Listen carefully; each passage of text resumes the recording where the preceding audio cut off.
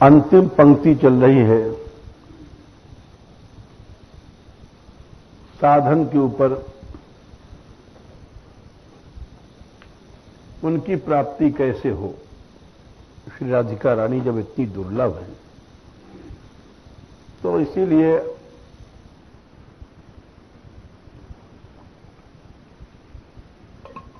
धाम का आश्रय। धाम माने तेज भी होता है, धाम माने निवास स्थान भी होता है, और दोनों ही एक हैं। इसमें कोई अंतर नहीं समझना चाहिए। बहुत से लोग जो अंतर या फर्क समझते हैं वो शास्त्र से विपरीत है। भगवान ने धाम का वर्णन गीता में भी किया है कि देखो, अव्यक्तो अक्षर इत्युक्तस्तमाहुम परमाम गतिम यद गत्वा न निवर्तन्ते तद्धाम परमम मम।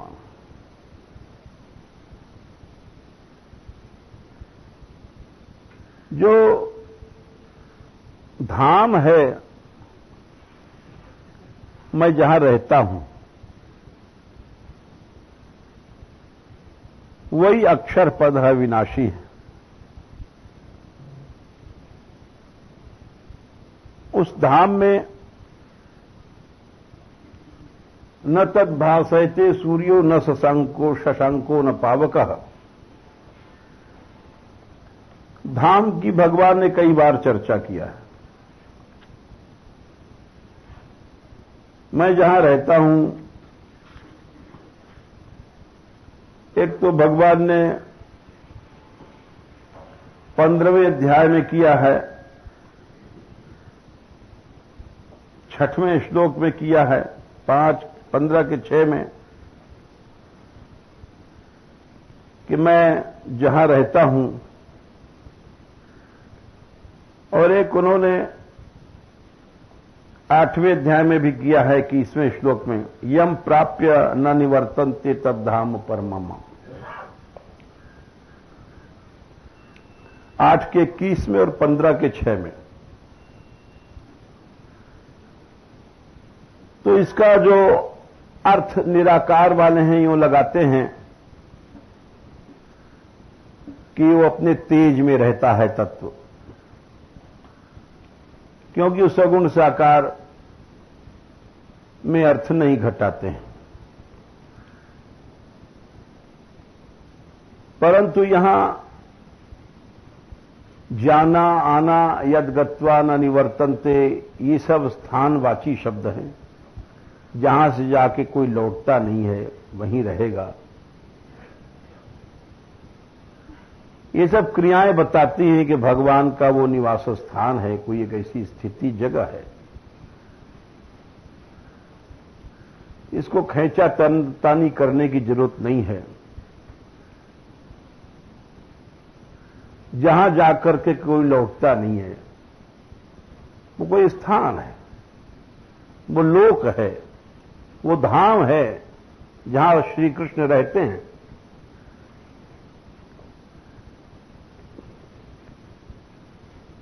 तो धाम माने निवास स्थान। सगुण साकार भगवान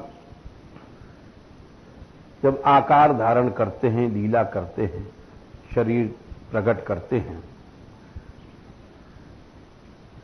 तो जैसे एक राजा रहता है एक निश्चित जगह, राजधानी में रहता है, और राजधानी में रहेगा एक जगह, शासन सारे देश में चलता है, सारे देश में उसका शासन चलता है। इसी तरह से भगवान जब लीला करते हैं तो एक स्थान पर रहते हैं और वहां से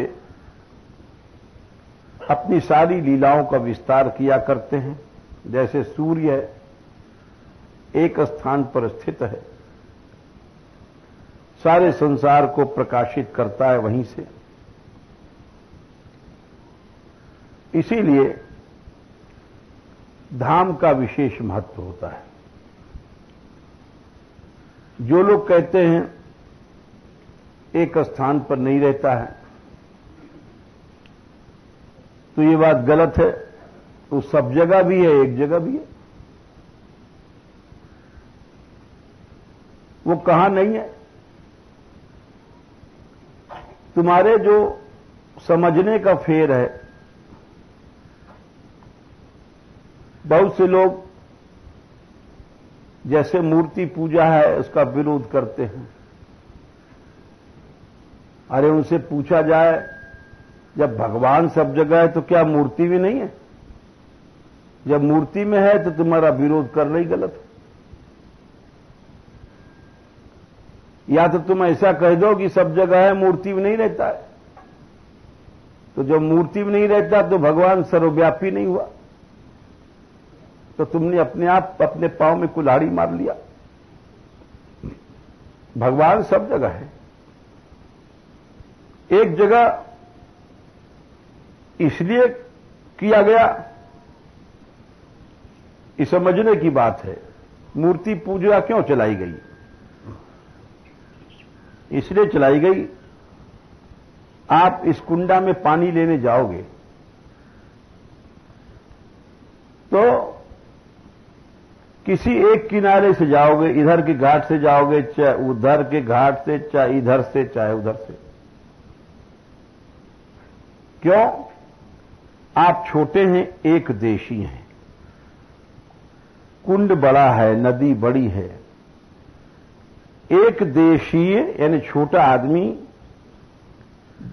सर्वदेशी यानी बड़ी चीज को किसी एक जगह से पकड़ेगा, एक जगह से देखेगा। सब जगह से आप नहीं पकड़ सकते, जो छोटे से हैं। इस मकान को आप छुएंगे कि एक किनारा छुएंगे, क्योंकि हम इस मकान से छोटे हैं। तो भगवान जो सब जगह है,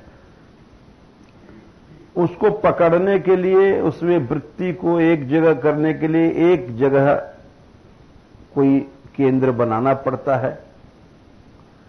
तो वहां यहां है प्रभु, यहां है, ये वृत्ति फिर धीरे धीरे फैल जाती है और उसी मूर्ति में जो भगवत भाव है वो चारों ओर फैलता हुआ वो क्रमशः फैलता जाता है।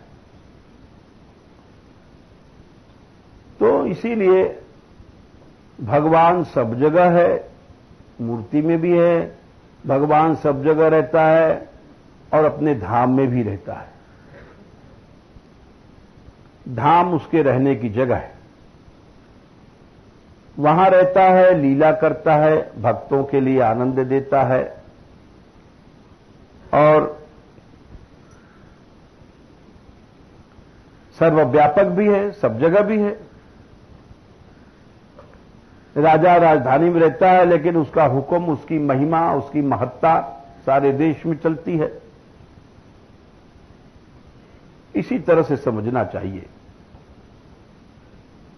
कि भगवान धाम में रहता भी है और अपनी शक्ति से सब जगह है, सर्वव्यापक है।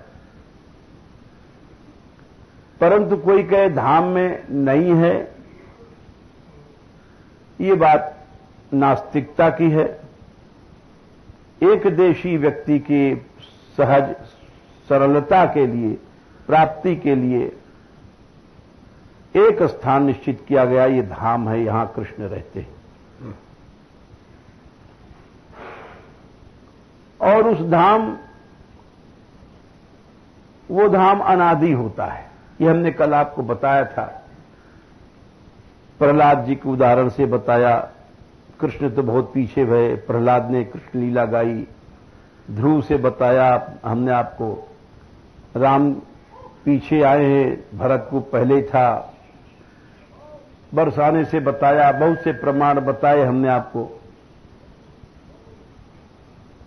तो इस तरह से धाम अनादि है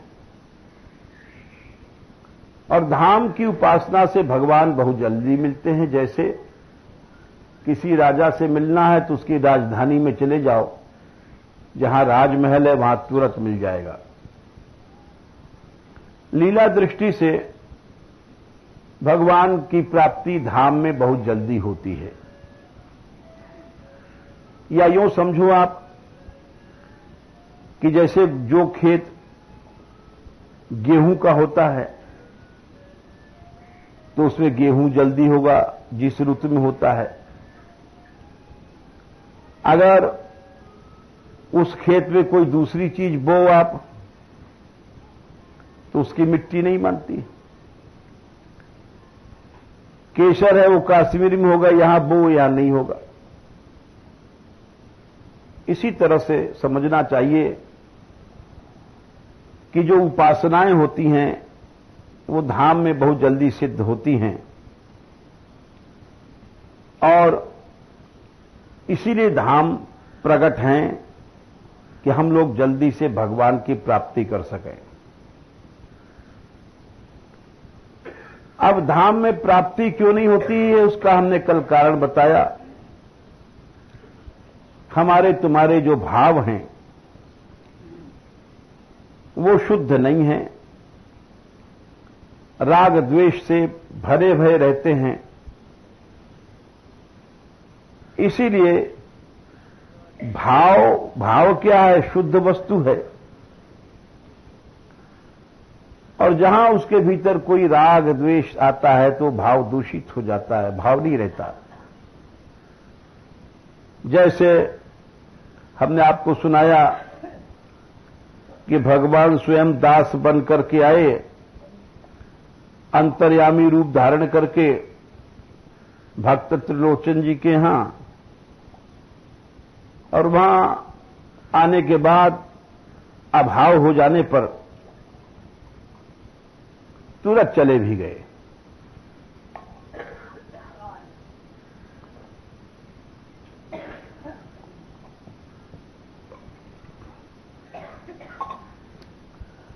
हम लोग अपने इस भाव की गड़बड़ी के कारण धाम का फायदा नहीं ले पाते और जब सत्संग मिलता है तब ये हृदय शुद्ध होता है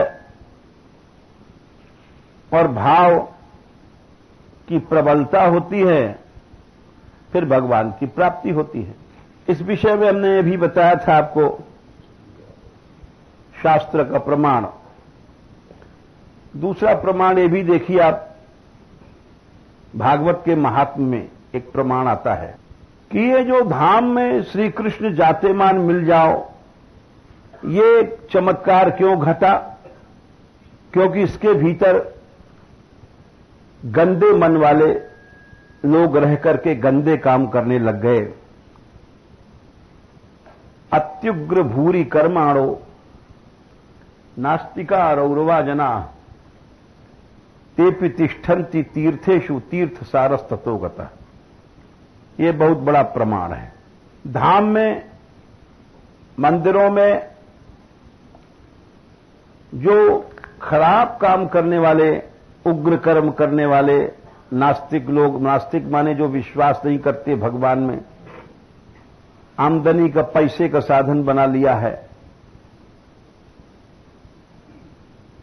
तो अत्युग्र भूरि कर्माणो, ऐसे लोग जब रहने लग गए तो धाम ने अपना स्वरूप छिपा लिया। तेपि तिष्ठन्ति तीर्थेषु तीर्थ सारस्ततः गता। जिस वृंदावन में जाते मान कृष्ण मिलते थे, अब वहां पर उग्र भूरि कर्म नास्तिक लोग रहने लग गए। नास्तिक मतलब भगवान में विश्वास नहीं है, हर चीज को हम पैसा मांग रहे हैं, हर चीज पैसे से बिकने लग गई। कथा पैसे से बिकती है, कीर्तन पैसे से, सेवा पैसे से, तो ये नास्तिकता है। इसीलिए धाम का स्वरूप छिप गया। धाम का प्रभाव हमारे जैसे लोगों ने वहां रह करके गंदा कर दिया। अब आपको हम इसको आंखों देखी प्रमाण बताएंगे भी। अगर वहां पर सत्कर्म होता है, कथा कीर्तन सुंदर कर्म होने लग जाते हैं, तो धाम का प्रभाव बढ़ने लग जाता है। इसका हम प्रमाण बता रहे हैं। किसी समय मानगढ़ में जब हम आए थे तो ये चोरों डाकुओं का अड्डा बन गया था, और हमने आंखों देखी बड़ी ऐसी घटनाएं देखी जो यहां सबके बीच में कहना ठीक नहीं। गर्म हवाएं रहने दो। तो हम जब पहले पहले गए तो मंदिर के भीतर कोठरिया है, वहां सब खून ही खून पड़ा था। तो उसका परिणाम यह था कि वहां जाने कैसी कैसी आत्माएं रहती थी। हमारे सामने 2-3 साधु भाग गए, चिल्ला के रात में हमारे ऊपर कोई चढ़ बैठा है। ये सब घटनाएं हमारे सामने भई। हम भी जब रहने आए तो लोग मानपुर चिकसोली कहते थे कि बाबा तू मर जाएगा, यहां तो जिंद है, फलाना है, ठिकाना है, क्या कर। और हमारे सामने ऐसी घटनाएं घटी। महात्मा भागे, एक 12 बजे उठ के भागा, कोई 2 बजे भागा। तो उसका कारण क्या था? मंदिर तो वही है, लेकिन उसमें चोर भी आते थे, बंटवारा भी होता था, जाने क्या क्या होता था। और यहां तक कि जब हम वहां जिस दिन आए हैं उसके 1-2 महीने बाद वहां तमाम गट्ठर कपड़े के देखा, मंदिर में नीचे रखा था। तो एक महात्मा रहते थे, हमने उनसे पूछा भाई कितना कपड़ा कहां से आया? बोले भाई बोलो मत, नहीं तो जान चली जाएगी। तो हम समझ गए माल चोरी का है। 45 साल पहले कोई बरसाने बाजार में चोरी हुई थी कपड़े की, किसी दुकान में से उसम्मान मंदिर में माल आया। तो हमने कहा था कि ये तो गलत बात है, हम जेल तो हम ही लोग जाएंगे, तुम हम लोगों हमसे मिलाना। जो लोग हैं ऐसा करते हैं, हमें मरने से डर नहीं लगता है। वो महात्मा डरपोक थे, उन्होंने उनसे कहा। रात दूसरे दिन हम जगते रहे, जाने कब आए। वो सामान वामान हटा ले गए, फिर हम डंडा लेके निकले। दूसरे दिन तो पीछे गाड़ा हुआ था, बड़ी बड़ी आपत्तियां आईं। लेकिन उसके बाद जब कीर्तन शुरू हुआ तो आज वही मान मंदिर है, वहां दिन रात रस बहता है। वहां ऐसे ऐसे चमत्कार हुए। जो श्रद्धा वाले हैं वो तो समझते हैं, जो नहीं श्रद्धा वाले हैं तो इसको गलत समझेंगे। ट्रैक्टर तक गिरा, उस पर ड्राइवर भी आदमी बैठे, लेकिन कोई नहीं मिला। 200 फीट नीचे ट्रैक्टर लड़काया। जाने कितने कितने चमत्कार यहां हुए, और जो कहना ठीक नहीं। क्यों कि वहां जब आराधना और कीर्तन शुरू भई तो उसका स्वरूप बदल गया। आज वहां घुसते मानो आपको मालूम पड़ जाएगा कि यहां रस है, रंग है। यहां भगवान की आराधना होती है, उससे धाम की महिमा, धाम का प्रकाश होने लग जाता है। ये हम आपको अनुभव की बात बता रहे हैं। एक पढ़ी लिखी बात होती है और एक होती आंखों देखी बात। हम जब आए, आपको मंदिरों को बता दें, नंद गांव में नंद मंदिर का वो रंग था। जन्माष्टमी 45 साल पहले गया, हम ऐसा लगता था कि अब क्या बताएं किस दिव्य धाम में है। जब वहां लगा चोरी चोरी बार बार चकोरी होने, तो सब श्री उड़ गई। ये नए नए मंदिर बने, इस्कॉन वगैरह के, वहां सेवा खूब होती है और कीर्तन होता है, तो वहां दिन पर दिन देखो रंग बढ़ता जा रहा है, रस बढ़ता जा रहा है। हर चीज हमारे कर्मों के अनुसार ही उसका स्वरूप बनता है। जाकी रही भावना जैसी वाली बात है, प्रभु मूरत देखी तिन तैसी। किसी जमाने में ये बिहार कुंड में जब तक ये नहीं आए थे तो यहां गड़बड़ काम ही रहता था। कोई चून बेच रहा है तो उसका वहां से चुरा लिया वो, और हंसी मजाक ठट्ठा अरे जाने क्या क्या। उसके बाद डट के कीर्तन हुआ तो स्वरूप बदल गया। वहां देखो सैकड़ों पेड़ लग गए, वो लग गए, थोड़ा सा भजन हुआ, उसका फल ये मिला। अभी वृंदावन के एक आए थे संत हमारे पास 8-7 साल पहले, वो बड़ी गाड़ी देने लग गए अखंडानंद जी को कि माने वृंदावन घेर लियो, बहुत बड़ा बगीचा है उनका, गाली देके चले गए। वो ये नहीं सोच पाए कि उन्होंने इतना बड़ा जो भाषण दिया, जनता की सेवा किया, भागवत की टीका लिखा, उसका प्रभाव कितना सुंदर बगीचा बन गया, तो सारा दिव्य लगता है। तो दोष देखने वाले दोष देखते हैं। आज भी अगर इस घर घर ब्रज में भगवान नाम कीर्तन और भक्ति हो जाए तो सारा ब्रज वही बन सकता है। ये हम अपने अनुभव से बात कर रहे हैं। और ये जो लिखा है अत्युग्र भूरि कर्माणो नास्तिका रौर्वाजना तेपि तिष्ठन्ति तीर्थेषु तीर्थ सारस ततो गतः है। और ये सही इसलिए है कि कोई करके देख ले। हम इस बात को चुनौती के साथ कहते हैं। कोई साधु देख ले या गृहस्थ देख ले, इस रास्ते पर चल कर देख ले, लेकिन कुछ दिन चलो श्रद्धा निष्ठा के साथ। रोज का मेरा अनुभव है, जिन घरों में लगातार कीर्तन हुआ, चिकसोली मानपुर में उन लोगों ने शुरू में बाधाएं सही, मुसीबतें सही, क्योंकि लोग तो बुराई करते हैं, वो आज और न करने वालों से ज्यादा सुखी हैं। शांति है वहां, सुख है। जो गोसाई ने लिखा है कि लोक लाभ पर लोक निबाहु, सुमरत सुलभ सुखद सब काहू, ये निश्चित बात है। लेकिन कुछ दिन कोई करे, गांव गांव में यही भगवान नाम, घर घर में भगवान नाम होने लग जाए तो सारा ब्रज वही बन जाए। लेकिन इसकी जगह होता क्या है, गांव गांव में राग द्वेष लठ मुकदमा और झगड़ा टंटा। अब वैसे में भगवान कहां से आ जाएंगे? भगवान भी सोचेंगे अभी लठ बज रहा है, अभी हम क्या करेंगे जाकर के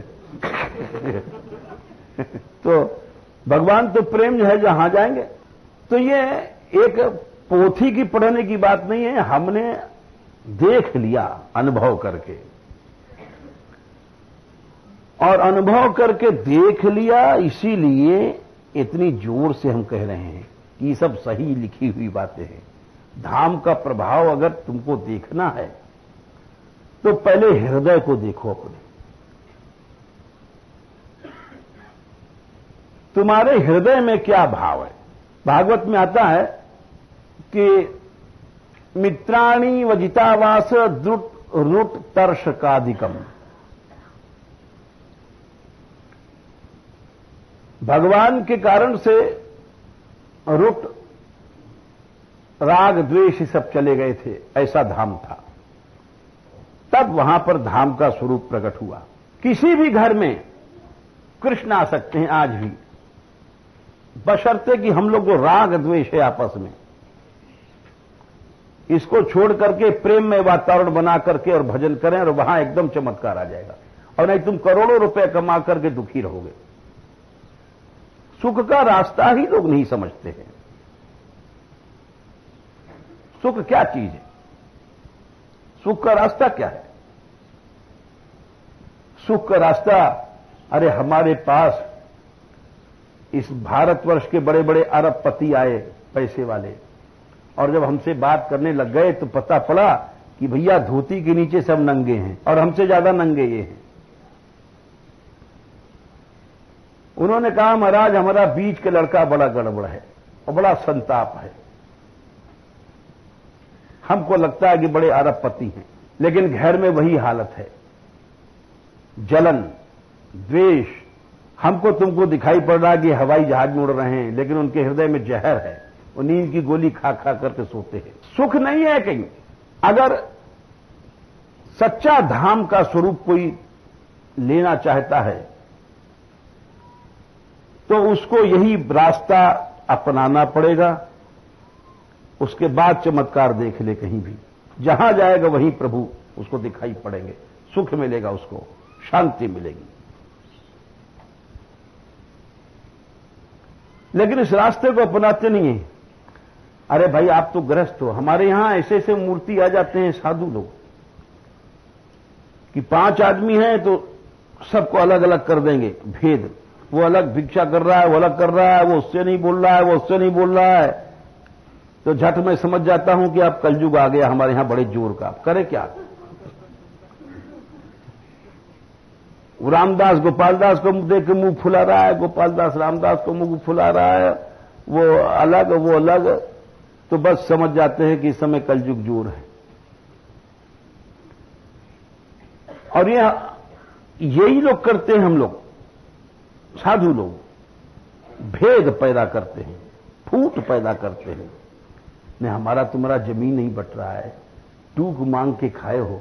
अरे हमारे बाप का टूक नहीं, तुम्हारे बाप का टूक नहीं है। तुम उसको कहते हो हमारी भिक्षा, वो कहता है हमारी भिक्षा। अरे हम उन गृहस्थियों से भी सैकड़ों गुना नीच हो गए। वो कहते हैं खेत मान लो, हमारा खेत तुम्हारा खेत, ठीक है भाई। हम लोग भीख के टुकड़े मांग के लाते हैं, उसमें भी कहते हैं हमारी भिक्षा तुम्हारी भिक्षा। ये अब आप सोचोगे ऐसी अवस्था में धाम का अनुभव कैसे हो जाएगा? धाम का अनुभव नहीं हो सकता है। धाम का अनुभव होने के लिए ये जितना भी मन को शुद्ध करेंगे, माया की वृत्तियां हटाएंगे, उतना ही धाम का स्वरूप सामने आ जाएगा। ये हटाता नहीं कोई। अरे ये बढ़ाते हैं, हम लोग बढ़ाते हैं। बड़ा मुश्किल की बात तो ये, आप समझो कि हम भले बुराई नहीं कर रहे हैं, हम अपने समाज का, हमारे यहां ऐसे ऐसे साधु आ जाते हैं जो मेरा तेरा ऐसा फैला देते हैं कि वो कोई गृहस्थी विश्वास नहीं करेगा। उससे क्या होता है, झट समझ मंदिर में कीर्तन नष्ट हो जाएगा, वातावरण खत्म हो जाएगा। और जब कोई अच्छा साधु आता है, वो सबको समेटता है, तो कीर्तन भी बढ़ता है, सद्बुद्धि भी बढ़ती है, प्रेम भी बढ़ता है। ये हम रोज देखते हैं लहर की तरह, कभी चढ़ाओ कभी उतराओ। कोई गड़बड़ मूर्ति आ गया, उसने ऐसा भेद सिखा दिया कि मेरा तेरा बढ़ गया, बस सब खत्म। ऊपर से हमारा वेश जरूर है, हम पाठ कर रहे हैं, माला कर रहे हैं, लेकिन हृदय में तो छुरी है। ये माया की वृत्तियां हैं। अरे कपड़े से साधु नहीं होता है। मध्यम सा मैं अरु मोर तोर ते माया मैं।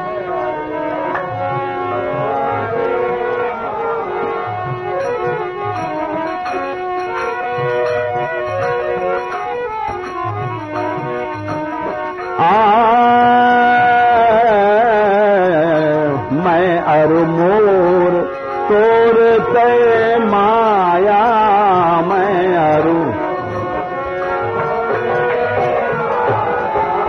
जेहि बस कीने जीवन गाया।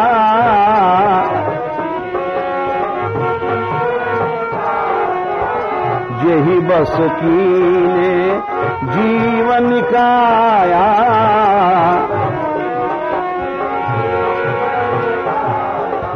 माया क्या है? हम कहते हैं माया माया, अरे वो बड़ा मायावी, वो बड़ा मावी। अरे माया ये है जो हमारे अंदर मेरा तेरा की बातें घुसी हैं। हमारे भीतर तो माया है। ये नहीं होना चाहिए, बस भगवान आ गए। घरों में क्या है, देवरानी कहती तेरे छुरा के 2 घुट टंडा बन गए। अब तेरे छुरा पर 3 बुरसट बन गई, हमारे छुरा पे एक ही है। आओ साहब मुंह फूल रहा है, कुड़न पजरन। और बड़े आदमियों क्या होता है ये भी सुन लो। हमारे यहां ऐसे ऐसे लोग आते हैं। एक बड़े घर की स्त्री आई, बोले महाराज जी, हमने कहा अब कैसे हम न्याय सहें। हमने क्या हुआ, हमारे लिए केवल एक सेट हीरे का, सेट माने ऊपर से नीचे तक हीरा, या नाक में हीरा, कान में हीरा, सब में, उसको सेट कहते हैं। और जो छोटी देवरानी आई, उसके ऊपर 2 सेट बने हैं, 2 हीरा के सेट। अरे तो बात तो एक ही भई ना, बात एक ही। हम समझते हैं वो बड़े सुखी हैं, बड़े बड़े बड़े बहुत बड़े आदमी। तो ये जो ये वृत्ति है, ये है माया की, इससे सब चीजें नष्ट हो जाती हैं। धाम में जाओगे तो वहां भी यही काम करोगे, वहां भी यही पापड़ बेलोगे। कोई चोटा साधु बन गयो तो बाकी आदत तो थी चोरी की, अब क्या करे, तूंबा यहां के वहां रख दे, वहां के वहां तूंबा रख दे, और रोज बाबा जी में लड़ाई हो तो कौन ने चोरी की हो, कौन ने चोरी। अरे बाकी आदत हेरा फेरी की, अब वो नहीं गई। तो भैया वही बात है, ये जो मेरा तेरा की वृत्ति है। अब देखो साधुता क्या है, साधुता देखो इसको कहते हैं। एक कथा आती है एक जंगल में। पहले जंगल में महात्मा लोग रहते थे गुफाओं में, पहले मकान वकान कहां थे। तो एक गुफा, हमने ऐसी गुफाएं देखी हैं, और उसमें पत्थर बंद कर लेते थे, को जंगल पत्थर मोटा सा लगा देते थे कि रात में शेर ना। ऐसे हम रहे वहां बाकेसिद्ध की गुफा में किसी समय, तो पत्थर लगा देते थे क्योंकि जंगल में शेर है, जानवर से बाघ है, घूमते रहते। तो एक गुफा में एक महात्मा रहते थे। रात को किसी ने किवाड़ खटखटाया, पानी बरस रहा है।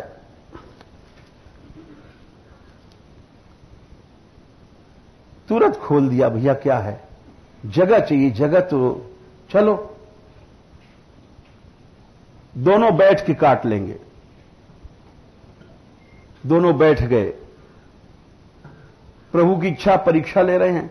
रात में वहां कोई किवाड़ा नहीं खुलता, हमेशा जंगलों में रहे, क्योंकि शेर आवे, बाघ आवे, कोई घुस आवे, डाकू घुसते रहते हैं, चोर हैं, मार डालते हैं साधुओं को। फिर थोड़ी देर बाद रात को किसी ने किवाड़ खटखटाया, फटफट किया, तो उनका भैया क्या, बोले हम जगह चाहिए। महात्मा उसको कहते हैं उदार, मर जाएंगे तो मर जाएंगे। खोल दिया पत्थर, बोले देख लो नारायण, 2 आदमी मुश्किल से बैठ सकते हैं, कैसे करेंगे। अच्छा आओ आओ, खड़े रहेंगे। तीनों खड़े हो गए। देखो इसको कहते हैं दिल, इसको कहते हैं साधुता, इसको कहते हैं मेरा तेरा की भावना मिट गई। कहां वो और कहां ये, कि ये मेरी भिक्षा है मंगे बैठू, ये तेरी भिक्षा है। कितनी नीचता की बात है। फिर भी परीक्षा भगवान ने लिया। एक और आ गया कोई आदमी, खटखट किया, वर्षा हो रही है, अरे भाई जगह दो। अच्छा अतिथि आए हो, तुम चले जाओ भीतर, तीनों खड़े हो जाओ, हम बाहर रहेंगे। वो बाहर चला गया। पत्थर लगा लो भैया, जानवर घूमते हैं। उतने में शेर आया, उसने देखा ही तो बाहर आज अच्छा भोजन है हमारा। वो बड़े जोरों से उसने गर्जना किया। शेर को दूर देख करके वो सोचता है कि अगर मैं खटखट करके किवाड़ इनकी खुलवाऊंगा तो ये भी 3 मारे जाएंगे, ये भी 3 मारे जाएंगे। इससे अच्छा है कि मैं ही मर जाऊं तो अच्छा है। उसने नहीं किवाड़ खुलवाई और शेर ने हमला किया जोर से, और जब ऊपर आके गिरा तो कोई न शेर था न कुछ, ने भगवान नारायण थे सामने, हंस रहे थे। इसको कहते हैं सच्ची भावना। इस तरह से जहां पर रहते हैं वहां भगवान रहते हैं। जहां 4 आदमी भी हैं इस तरह से रह रहे हैं। 5 पांडव थे, कौरवों को जीत लिया। 5 भाई एक साथ उठते थे, एक साथ बैठते थे। द्रौपदी नंगी की जा रही थी, सब भाइयों को जोश आया। नकुल, सहदेव, अर्जुन, भीम, ऐसी ताकत थी कि इंद्र को अपनी भुजाओं में मसल दें। लेकिन युधिष्ठिर ने कहा नहीं, नंगी हो रही हो जाने दो, हमने वचन दे दिया है, हम सत्य से नहीं हटेंगे। इस विश्वास के कारण भगवान को आना पड़ा। इतनी एकता थी 5 में। उस घर में कृष्ण आते हैं। आज ऐसी एकता गृहस्थी में क्या, हम साधुओं में नहीं है। हम देखते हैं 5 हैं तो उससे खुसमुस खुसमुस कर रहा है, वो उसे खुसमुस खुसमुस कर रहा है, वो उसकी निंदा कर रहा है, उसकी कमी बता रहा है। कोई ना तो प्रेम मिलेगा आपको। तो ये सब माया की वृत्तियां अगर मिलती हैं तो ये जितने भी लोग हैं आजकल के हमारे जैसे गुरु लोग यही राग द्वेष सिखाते हैं। भेद, फूट, ये हम सिखाते हैं। मैं और मोर तोर मैं माया हम ही लोग सिखाते हैं। हमने देखा एक व्यक्ति थे बेचारे, साधु थे, यहां ऊपर कीर्तन में जाने लग गए तो उनको स्थान से निकाल दिया कि तुम वहां जाते हो मानकर, इसलिए कीर्तन से चले जाओ। अब वो किसी के नाने से कीर्तन तो बंद नहीं हो जाएगा, लेकिन इससे पता पड़ता है कि अगर उस गुरु को हिरण्याकश्यप कहा जाए तो क्या बुरा है। अरे भगवान के नाम से इतनी चिढ़, संध्या से बैठ के सो जाओ, गप्प लड़ा लाओ, लेकिन कीर्तन नहीं करो साहब। तो ऐसी अवस्था में धाम का प्रभाव कैसे पता पड़ेगा? धाम नहीं अपना प्रभाव दिखा सकता है। धाम महाराज भगवान हैं, ये आप समझो। जैसे भगवान भावना से मिलता है, धाम भी भावना से मिलता है। इसका प्रमाण सुनो आप। बिना भावना के भगवान नहीं मिलेगा, बिना भावना के धाम की कृपा नहीं मिलेगी। चाहे बरसाना रह लो, चाहे नंदगांव रह लो, चाहे वृंदावन रह लो, चाहे गोवर्धन रह लो, धाम का स्वरूप प्रकट होता है। जैसे उदाहरण देते हैं आपको, सब जगह से उदाहरण देते हैं इसलिए कि पक्का हो जाए मन में। पहले राम उपासना से उदाहरण ले लो। जब राम जी बारात में लेके गए हैं, पहुंचते हैं जनकपुर में, तो उस समय सिया जी ने जो धाम का स्वरूप प्रकट किया असली, उस रूप को देख करके ब्रह्मा वगैरह चक्कर खा गए। वैसा रूप उन्होंने कभी देखा नहीं था। वो रूप क्यों प्रकट किया गया? वो सिया जी की इच्छा से प्रकट हुआ कि श्री राम आ रहे हैं। प्रमाण देखिए, बालकांड में 306 दोहा। सीधी सब सिया सुअकनी, गई जहां जनवास, लिए संपदा सकल सुख, सुरपुर भोग विलास। सीता जी ने समस्त सिद्धियों को प्रकट किया और वे सब सिद्धियां गईं। वो सब सिद्धियां दिव्य थीं, धाम की सिद्धियां थीं। वहां जाने के बाद स्वयं राम जी को आश्चर्य हुआ। स्वयं राम जी को, अरे ऐसा आनंद, ऐसा सुख। सिय महिमा रघुनायक जानी,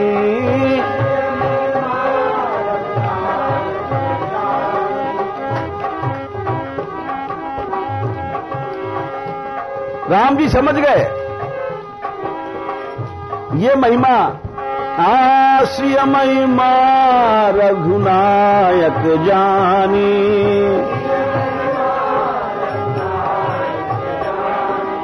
हर्षे हृदय हेतु पहचानी।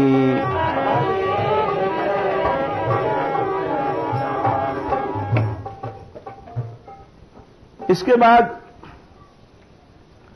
ऐसा स्वरूप देख करके राम जी आश्चर्य में हो गए। अरे ये हित है जनक नंदिनी का, और जब वो सजावट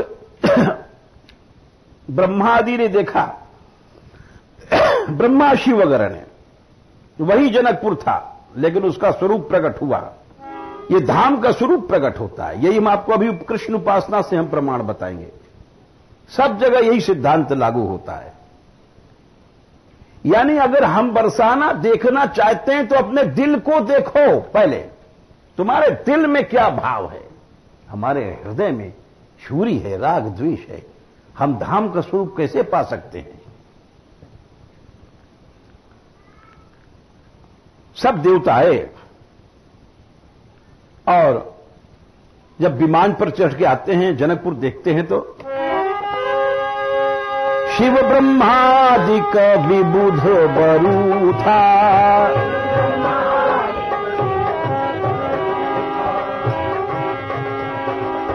चढ़े विमानन नाना जूथा।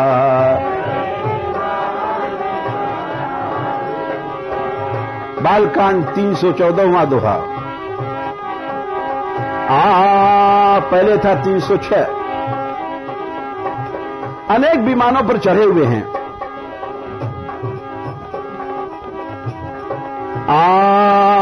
प्रेम पुलक तन हृदय उछाहू,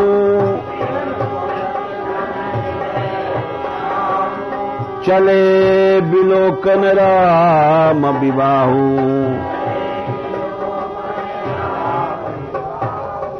उस समय जनकपुर की छटा देख करके सबका धाम, अपने अपने धाम को सबने फीका समझ लिया।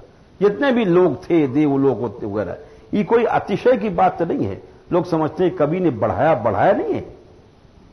ये धाम का स्वरूप प्रकट होता है।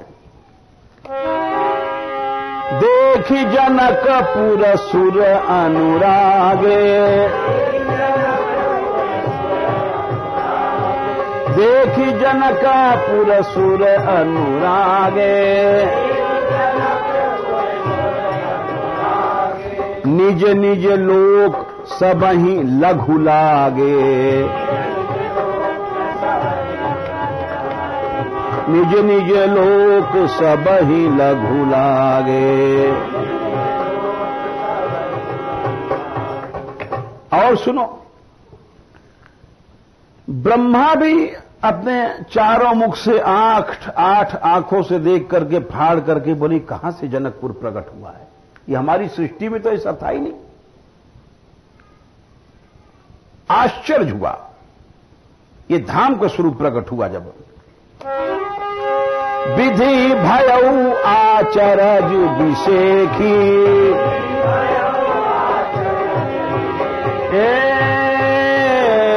विधि भयऊ आचरज विशेखी, निज करनी कछु कतहु न देखी, निज करनी कछु कतहु न देखी।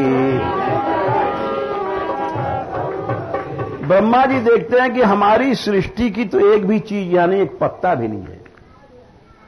हम लोग समझते हैं कि ब्रह्मा की सृष्टि है। यही हम आगे प्रमाण यहां से बताएंगे, राधा रानी की उद्धाम से भी। सब जगह एक बात है, और सबका फल यही है कि अगर इस धाम का स्वरूप देखना है तो अपने हृदय को देखना पड़ेगा पहले। अपने हृदय की बात को, जो हम लोग इसमें लगे हैं, भेद फूट मेरा तेरा, ये सब जितनी बातें हैं, बस ये धाम का अनुभव तो होने नहीं देंगी, चाहे आप साधन ऊपर से 1000 करते रहो। जब ब्रह्मा जी को बड़ा आश्चर्य हुआ, तब महादेव जी ने कहा, अरे तुम आश्चर्य मत करो, शिव समुझाए देव सब, जनी आचरज भुलाओ। तुम आश्चर्य मत करो। ये धाम का जो स्वरूप हुआ है प्रकट, इसमें आश्चर्य मत करो। और इस तरह से सब देवी देवता आते हैं। कहां तक बताएं, थोड़े में समझ लो। शची शारदा रमा भवानी, जे सुरती सुचि सहज सयानी, कपट नारी बर बेश बनाई, मिली सकल निवास ही जाही। बड़ी बड़ी लक्ष्मी आदि देवियां सब आती हैं और यहां आकर के आश्चर्य करती हैं। इसके अतिरिक्त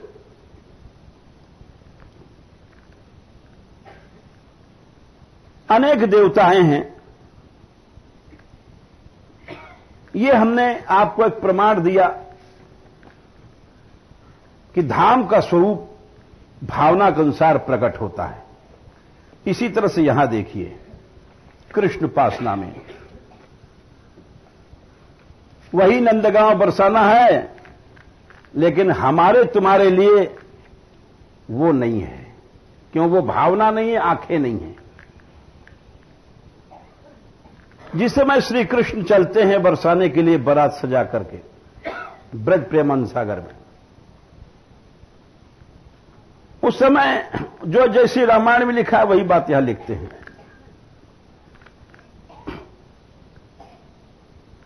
कि इसको देख करके सब देवता भूल गए कि वैकुंठ भी कोई चीज है क्या। यो दरस है जूनगर बरसानो,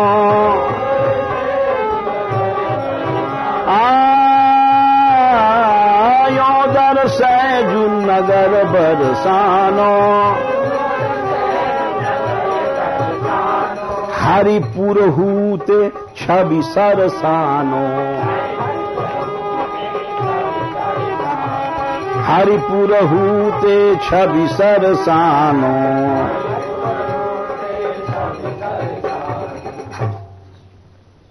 देखा उन्होंने, सब देवताओं ने थोड़ा थोड़ा नमूना देखते चल रहे हैं, क्योंकि इस रचना को जब देवताओं ने देखा तो कहते आपस में, भानुनगर की रचना देखें। महारानी राधा रानी का जब बरसाना देखा देवताओं ने, हाँ भानुनगर की रचना देखें,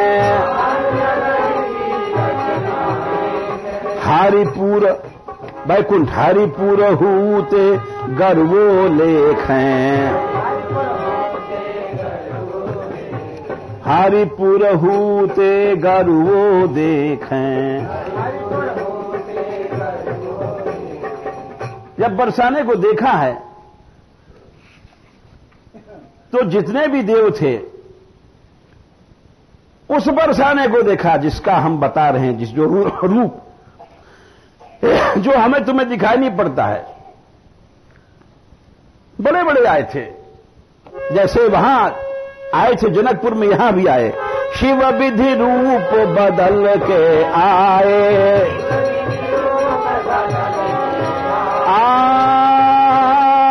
शिव विधि रूप। यही प्रमाण हम भागवत से भी देंगे, सब जगह से देते हैं, क्योंकि सच्ची बात है। ये हर ग्रंथ में यही बात मिलेगी, बात जो सच्ची है। शिव विध रूप बदल के आए, वेदी वेदनी बपुजु दुराए,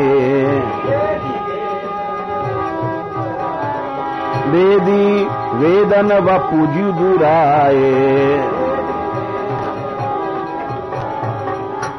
बड़े बड़े वेद आए अपना स्वरूप छिपा करके राधा माधव के विवाह में, और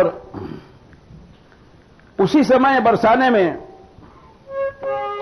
श्रीयुत उमा शारदा आई,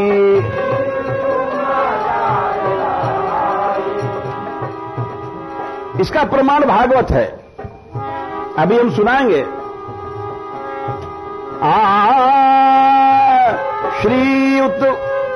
श्रीयुत उमा शारदा आई,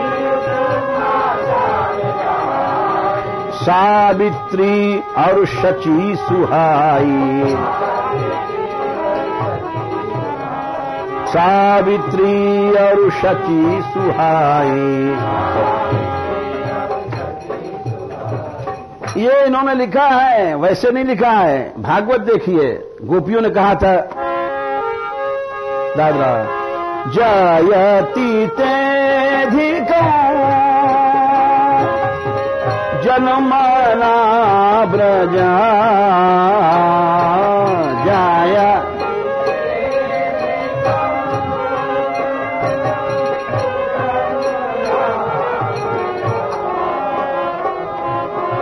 श्रयत इंदिरा शाश्वदात्र ही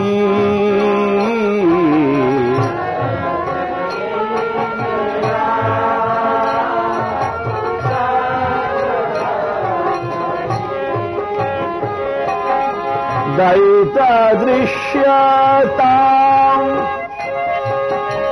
दिक्षुतावकाशदाय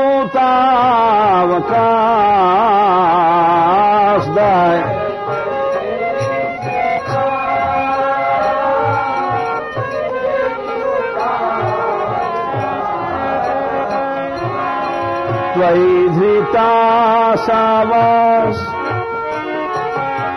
त्वामि चिन्वते त्वयि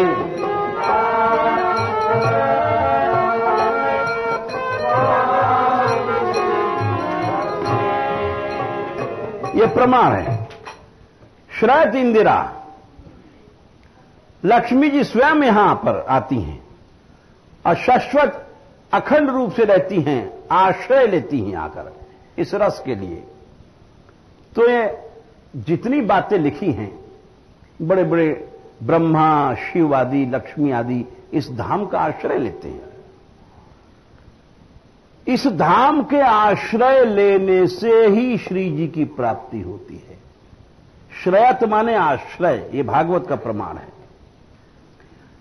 ऐसा मत समझिएगा केवल हम राधा सुधा निधि का पहला श्लोक ही सुना रहे हैं। जरा भीतर चुप हल्ला में चलो, गया जल्दी से, यहां तक आवाज आती है, हल्ला क्यों करते? श्रयत माने आश्रय लेती हैं। आश्रय लेना क्या है? श्रयत इंदिरा माने इस रज का, इसी मिट्टी का आश्रय लेती हैं। क्यों लेती हैं? इसकी प्राप्ति के लिए लेती हैं। तो केवल ऐसा नहीं कि सुधानिधि में ये बात लिख दी गई है कि उस धाम का आश्रय लो तो तुमको मिल जाएगा। सब जगह यही बात है, लेकिन आश्रय होना चाहिए। हम लोग आश्रय नहीं लेते। आश्रय हमारी वृत्तियां गलत हैं। आश्रय वही माइक वृत्तियों का, मेरा तेरा का। ये बात सही है। हम अनुभव करते हैं कि हम अपने अपने भीतर अनुभव करते हैं। अब जैसे अभी हमने कहा इनसे, किसी से कि भाई देखो जनरेटर यहां रख दो मान मंदिर पर, दूर मत रखो। उनका हम तो रखना चाहते हैं, लेकिन उसमें सवाल है कि जब यहां कोई बाल खोलना नहीं जानता, आपके यहां हम 10-15 मूर्ति रहते हैं, उसमें बाल खोलना पड़ता है, ये करना पड़ता है उसमें। तो अब उस जनरेटर में मोबिल देखना पड़ेगा, फाइन बेल्ट होता है, फलाना होता है। ये सारी काम जिम्मेदारी ले लो। हम तो अभी चाहते हैं अभी झगड़ा छूट जाए।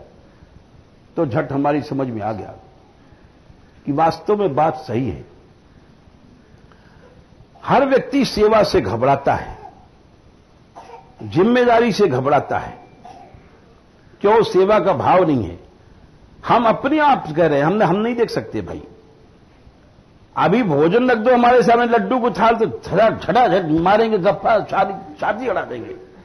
लेकिन अगर कह दो कि जाए फाइन बेल्ट देखना है या ये देखना है, मोबिल डालना है, तो सारी साधुता गुम हो जाएगी। वही बात हो जाती है। एक हमारे पास एक बहुत पहले एक महात्मा थे, तो वो मानपुर रोटी मांगने जाते थे। बहुत पुरानी बात है, कोई 40 साल पहले। आज वो उनकी लंबा चौड़ा शरीर था। जाड़े के दिन में वो बाजरे की रोटी बनती थी मानपुर में। तो साहब वो, हम तो मुश्किल से 2 रोटी में काम हो जाता था। बड़े बड़े रोट बनते थे। अब वो 10-12 लेकर ऐसे बैठे और हंसे पहले देख करके।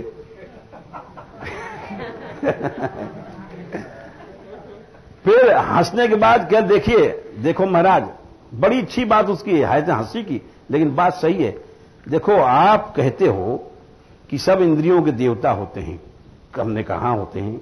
कान के जो होते हैं दिशाएं, आंख के सूर्य हैं, और मन के चंद्रमा हैं, नाक के अश्विनी कुमार हैं, रसना के वरुण हैं, और हाथ के इंद्र हैं, पांव के विष्णु हैं। सब इंद्रियों के देवता हैं। हमने कहा अब देखिए, अब मैं रोटी खाने के लिए बैठा हूं, सब देवता आ गए सारे। आंखें देख रही है कि ये बाजरा को साग इधर रायता है, ये मिर्च है। आंख भटाभट देख रही है। हाथों चल रहे हो धड़ाधड़। और जब जा टाइम पर मैं भजन कर में बैठूंगा सब देवता चले जाएं।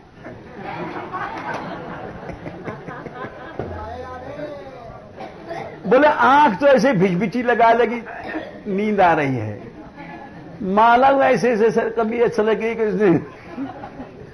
बोला मेरे खोट का है। जब जेब में बैठे तो सबरे देवता आगे बैठ गए, और जब भजन करने बैठे सब देवता चले गए। तो भाई मैं इसलिए कह रहा हूं कि बात सही है। हमने कहा भाई सबको सुंदर पानी भी चाहिए, सब चाहिए, लेकिन जब वो फाइन बेल्ट लगाना पड़ेगा, बाल खोलना पड़ेगा, सब देवता विदा हो जाएंगे। वो सोचता है वो कर देगा, वो सोचता है वो कर देगा। यानी प्रेम क्या है, एक साथ एक व्यक्ति सब उठे, जैसे पांडव 5 उठे, एक कर रहा है दूसरा तमाशा देख रहा है, इसको साधुता नहीं कहते। ये कहीं भी अगर घर में भी ऐसी बात है, 4 भाई हैं, तू न्यार ला मैं क्यों लाऊं, बड़ों कह रहे हो छोटे से तू जा मैं काहे को जाऊं, तो बस समझ लो वहां पर कृष्ण नहीं है, वहां प्रेम नहीं है, सौहार्द नहीं है, सेवा नहीं है। सारे समाज में तामसी वृत्तियां घुस गई हैं। तामस क्या है? तामस ये है, देखो हम लोग समझते हैं बहुत बड़े आदमी हैं, 4 नौकर लगे हुए हैं, अरे वो मर के अजगर होंगे। तामस क्या है? तामस है अप्रकाशो अप्रवृत्तिश्च प्रमादो मोह एव च, भगवान कहते हैं 14वें अध्याय में 13वें श्लोक में, तमस्येतान जायन्ते विवृद्धे भरतर्षभ। आदमी काम करना नहीं चाहता, अप्रवृत्ति। क्यों? अप्रकाश, अंधेरा है। देखो तुम अंधेरे में नहीं दौड़ सकते हो, क्यों? अंधेरा है। रोशनी होगी तो दौड़ोगे। उसी तरह से कोई आदमी काम क्यों नहीं कर रहा है? काम क्यों नहीं करना चाहता, सेवा क्यों नहीं करना चाहता? तमोगुण है। इंद्रियों में अंधेरा, मन में अंधेरा, बुद्धि में अंधेरा, चित्त में अंधेरा, बस बैठे रहना चाहते हैं। ये भगवान ने कहा है। हम चाहे गृहस्थ हैं चाहे साधु हैं, आज समाज की हालत बता रहे हैं। हम अपने यहां देखते हैं, आप अपने घरों में देखते होंगे, ऐसा तो नहीं कि हम गलत कह रहे हैं। अप्रकाश है, अंधेरा है, इसलिए अप्रवृत्ति है। वो सोचता है वो करे, वो सोचता है वो करे, भाई बड़ा छोटा सा वो कर जाए। देवरानी कहती मैं एक दिन से रोटी कर रही हूं, जेठानी तो बैठी गप मार रही है, तू क्यों ना करे, तेरे छोरा 4-5 हैं, लहरे डोल रहे हैं, मैं कहां तक करूंगी। अब ये क्या है? ये अंधेरा है, अप्रकाश, अप्रवृत्ति। अप्रवृत्ति होने से प्रमाद, अप्रमाद से मोह, ये सब तमोगुण है। आपको यहां तक बता दें, एक बार हम ऐसे सेठ के यहां बहुत पहले रुके थे, भाषण देने गए थे, कुछ दिन ये भी कर्म किया है। तो वो उसके यहां उस जमाने में 19 मोटर कारें घर में थी चढ़ने के लिए, 19 मोटर कारें, और किसी के यहां 1-2 कार होना मुश्किल है, 19 थी। और हालत यह है कि वो बुला रहा है, तो उसको उसने ड्राइवर ने सिखा रखा है तो उसके पास मत जाना। कई आदमी परिवार में हैं, उसने उसको सिखा रखा है, तो बड़े से बूढ़े से शिकायत करते हैं, देखिए वो ड्राइवर हमारी नहीं बात मानता, उसको हटा दीजिए। हमने कार को बुलाया, उस ड्राइवर को बुलाया गया, बोले हम क्या करें, छोटे सरकार ने हमको कहा कि तुम हमारे पास चलना। हमने कहा देखो 19 गाड़ियां हैं और फिर भी यहां चेचे मेचे में है कि हम कैसे जाएं, गाड़ी नहीं हमारे पास चढ़ने के लिए। तो ये क्या है? ये है अंधकार। तुम अरबों-पति के मालिक होकर के अंधकार है तुम्हारे मन में, और जहां प्रकाश होता है वहां स्वयं भी अपना कार्य करता है, दूसरों को भी करता है, स्वयं भी सुखी रहता है, दूसरों को भी सेवा करता है, दूसरों को भी सीख देता है। क्यों? उसके भीतर से मेरा तेरा की वृत्ति हट गई है। सब प्रभु के स्वरूप हैं। भगवान ने कहा है यो मां पश्यति सर्वत्र सब जगह मुझे देखो। असर्वं च मयि पश्यति तस्याहं न प्रणश्यामि सच में न प्रणश्यति। मैं उसके लिए कभी नष्ट नहीं हूं, 24 घंटे उसके पास रहता हूं, उसके हुजूर में रहता हूं। कबीरदास ने ही तो कहा था, अरे तुम इस मेरा तेरा को छोड़ दो,